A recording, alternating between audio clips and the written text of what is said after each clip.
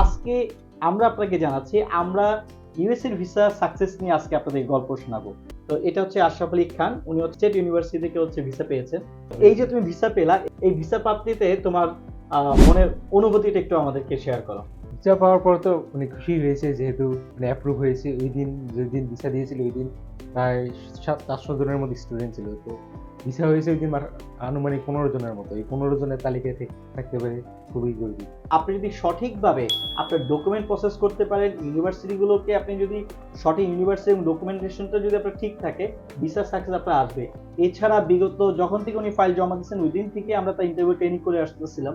তো আপনারা চাইলে আমাদেরকে দিয়ে করাইতে পারেন। আশরাফ আলী খান হচ্ছে সানরাইজ এডুকেশন কনসালটেন্টের প্রথম স্টুডেন্ট, যেখানে প্রথমবার ফাইল জমা দিয়ে প্রথমবার সে ভিসা পেয়েছে। তো আমরা ইনশাল্লাহ ইউএসএ তে আমরা সর্বোচ্চ স্থানে আপনাদের দোয়ায় থাকবো।